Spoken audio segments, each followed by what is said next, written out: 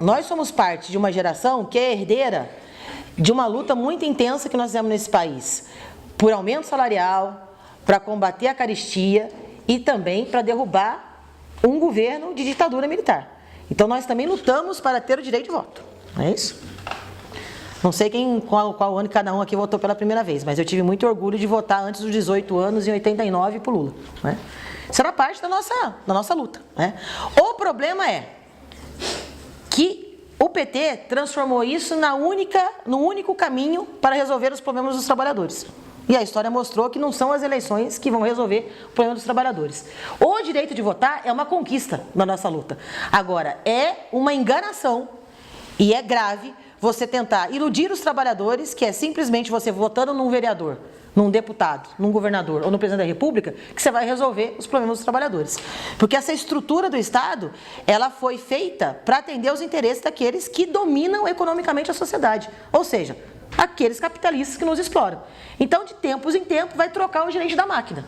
E ele vai atender os interesses que são contra nós, né? Mas nós vivemos num momento que a burguesia liberou a sua direita raivosa para vir para a rua, né? E nós temos que falar isso com os trabalhadores, porque os trabalhadores, eles têm grandes chances de serem enganados nesse processo. O efeito do Bolsonaro tem muito a ver com essa coisa das redes sociais. E não sei se vocês viram aí as últimas pesquisas, né? Esse extrato da juventude muito empolgada para aquele discurso, né? A mãozinha sempre apontando um revólver, né? Que vai resolver tudo na bala. Agora é preciso desconstruir e mostrar o que de fato esse cara é, né? Esse é um cara que, quando votou o impeachment da Dilma, ele fez uma homenagem para o Ustra, que foi um dos caras que mais torturou trabalhadores como nós na época da ditadura militar. Ele é o cara que disse que a ditadura militar só teve um erro: ela só torturou demais, ela não matou, ela deveria ter matado mais, né? Esse é o cara que diz que nós mulheres somos um problema para os capitalistas, porque nós engravidamos e temos direito à licença maternidade, portanto nós damos prejuízo para os empresários. Esse é um cara que diz que os gays são uma aberração da natureza. Esse é o cara que diz que teve 4 filhos homens, muito machos, e que na 5ª vez ele deu uma fraquejada e nasceu uma mulher. Esse é o cara que diz que os indígenas são folgados, né? E esse é o cara que diz que os sindicatos que fazem luta, que faz greve, tem que ser recepcionado a bala. Esse é o cara que diz que trabalhador que busca terra para plantar ou casa para morar tem que ser recebido a bala, né? Então, assim, que bom que não teve grandes comoções, né? Vocês viram que a pesquisa não aumentou muito não, né? A facada. Por quê? Tá colhendo o quê? Tá colhendo o ódio que ele mesmo plantou. Agora, o fato é, aquilo ali é um cara que é o principal da burguesia, é o que eles queriam como presidente? Não é. Mas se não tiver outro, a burguesia vai querer, né? E nós temos uma tarefa fundamental de dizer o que o cara é. E dizer para os trabalhadores o seguinte: olha, nós não estamos falando para você não votar em ninguém. Nós estamos falando para você não votar no Bolsonaro, não é? Nós temos uma revista aqui, que a gente trouxe para distribuir para vocês, que a gente tentou fazer a ficha corrida dos principais candidatos que estão nesse páreo, né? Mostrar quais são os interesses deles, né? Por exemplo, o Alckmin. O Alckmin, que diz que é um católico fervoroso, pergunte para quem mora no estado de São Paulo, como eu, né? É o cara que recebe os trabalhadores do estado a bala, é o cara que fez a reforma do ensino médio, que precarizou ainda mais as condições das escolas, é o cara que, quando a gente teve uma luta contra as mais de 5.000 demissões na Uzi Minas, que é essa que eu falei que já matou mais de 50 trabalhadores, mandou todo o choque, mobilizou toda a polícia militar para acabar com o nosso movimento. Esse é o cara que a burguesia quer ter lá. Você pega um Ciro Gomes também, que diz que está pelas causas populares, né? Pelo SPC, e olha que jogada, né?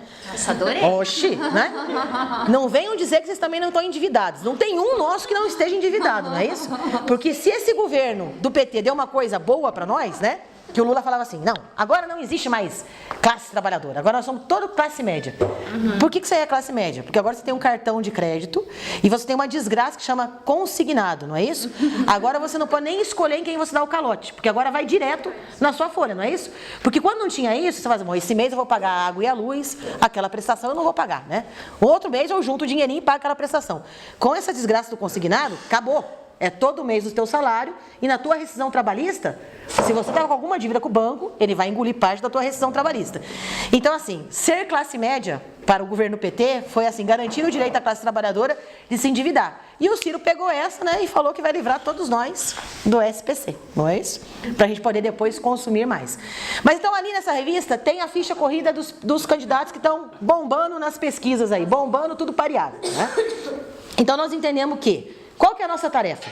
Para aqueles que não arredaram, de estar junto com os trabalhadores. Primeiro é mostrar para os trabalhadores que as eleições, elas não vão resolver o problema que nós temos. O que vai resolver o nosso problema é, primeiro, a gente voltar a se reconhecer como classe trabalhadora. Independente se eu sou professora, se eu sou metalúrgica, se eu sou bancário, se eu sou um operário da construção civil. Entender que os direitos que nós temos hoje não foi concessão de nenhum governo. E não foi também nenhum presente de nenhum empresário. Foi tudo conquista de muita luta. Tem uma coisa que esse país não tem, em que outras regiões ainda existe, e que bom que existe, que é a sua memória coletiva como classe, né? Tiraram isso de nós, né? A nossa juventude não sabe o que foi viver na ditadura militar, a nossa juventude não sabe que ter 13º, ter férias, não é uma coisa natural, que brotou do nada, uma dádiva divina, não é? Que foi luta, que teve gente que perdeu a vida para que a gente tivesse isso, né? Então, resgatar isso, mostrar para os mais novos, mas mostrar também para os que têm um pouquinho mais de idade e que também estão meio embebecidos nessa coisa, vamos botar ordem no país, por isso tem que votar no Bolsonaro, tem que mostrar, cara, você quer botar ordem no país? Se você votar nesse cara, no dia que ele tomar posse, a primeira coisa que ele vai fazer é botar o exército para reprimir qualquer tipo de manifestação que você fizer para garantir o seu emprego, para garantir os seus direitos. Então nós entendemos que a principal tarefa é isso, é revelar para os trabalhadores aquilo que eles tentam a todo momento ocultar da classe trabalhadora e fazer a boa luta, né? O pacotaço lá de Curitiba, o Greca impôs uma derrota aos trabalhadores, mas a experiência de se colocar em luta, em fazer greve, foi um passo muito importante para aqueles professores saberem que para recuperar esses direitos, eles vão ter que fazer de novo greve, né? Nós estamos vivendo num momento também, para quem é de empresa privada, que eles acabaram na reforma trabalhista com uma coisa que se chamava ultratividade. O nome é esquisito, mas é fácil de explicar. Quando a gente estava em campanha salarial, você discute salários e os direitos sociais que você tem na Convenção Coletiva de Trabalho.